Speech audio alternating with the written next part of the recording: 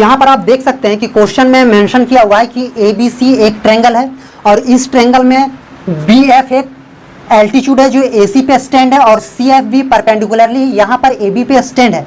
अब यहाँ पर देखिए इस क्वेश्चन में आपको ये प्रूफ करने के लिए बोला जा रहा है कि ट्रायंगल ABE अगर मैं इसे डार्क करूं तो सर ये ट्रायंगल कुछ इस तरह बनेगा। ये एक ट्रायंगल बन रहा है, ये ट्रायंगल, और फिर दूसरा ट्रायंगल है हमारा ACF यहाँ पर देख सकते हैं ये एक ट्रायंगल बन रहा है।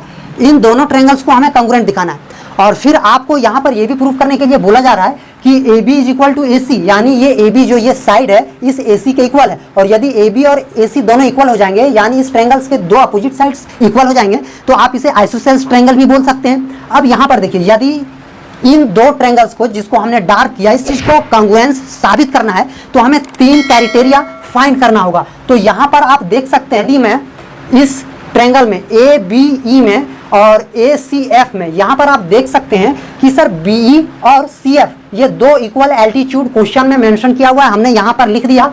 और दूसरा यहाँ पर आप देख सकते हैं कि सर BE जो हमारा है ये एल्टीट्यूड है तो जायज़ सी बात है कि ये 90 डिग्री तो ये भी 90 डिग्री और CF भी एल्टीट्यूड है तो यहाँ पर 90 डिग्री का फॉर्मेशन होगा। यानी कि इस ट्रायंगल को जब आप स्प्लिट करोगे, जैसे हम A और CF को स्प्लिट करेंगे तो ACF कुछ इस तरह बनेगा। ये A है, ये C और ये F, यहाँ पे 90 डिग्री बन रहा है। और अगर मैं इस ट्रायंगल को ABE को स्प्लिट करूं तो ABE कुछ इस तरह बनेगा। यहाँ पर देख सकते हैं ये हमारा AB है, ये हमारा A हुआ, ये B और ये हमारा E हो गया। तो यहाँ पर देखिए यहाँ 90 डिग्री का एंगल बन रहा है, यानी कि ये 90 डिग्री, ये 90 डिग्री और फिर ये दो करस्पॉन्डिंग एल्टीट्यूड्स हमारा इक्वल हो गया। और इस ट्रायंगल में भी एंगल A शामिल है और इस ट्रायंगल में भी एंगल A शामिल है। तो ये 3 क्राइटेरिया अगर आप फाइंड कर लेते हो तो इन दोनों ट्रायंगल्स को आप कॉन्ग्रुएंट साबित कर सकते हैं। अब देखिए मैं इस चीज को प्रोसेस के साथ सॉल्व करता हूं। अब मैंने यहाँ पर ले लिया ट्रायंगल ABE और दूसरा ट्रायंगल ACF। अब यहाँ पर आप देख सकते हैं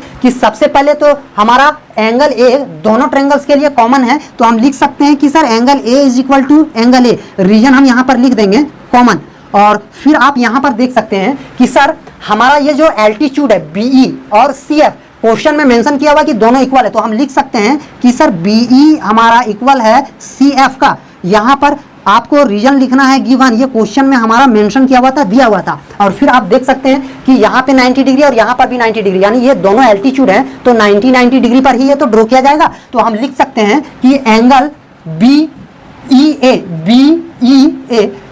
एंगल BEA हमारा इक्वल होगा एंगल AFC का। तो हमने यहाँ पर लिखा एंगल AFC और रीजन लिखेंगे कि सर ये दोनों एंगल यानी कि ईच एंगल हमारा 90 डिग्री के इक्वल है। और यदि ये 3 क्राइटेरियन अगर आप फाइंड कर लेते हैं तो सर हम बोल सकते हैं कि ट्रायंगल ABE हमारा कॉन्ग्रुएंट होगा ट्रायंगल ACF का। रीजन लिखना है कि एंगल साइड एंगल क्राइटेरिया से ये दोनों ट्रायंगल हमारा कॉन्ग्रुएंट हो गया। अब यहाँ पर देख सकते हैं कि हमें दूसरे क्वेश्चन में ये सॉल्व करने के लिए बोला जा रहा है कि क्या AB is equal to AC और AB is equal to AC, तो यानी कि ये फिगर ABC एक आइसोसेल्स ट्रायंगल है।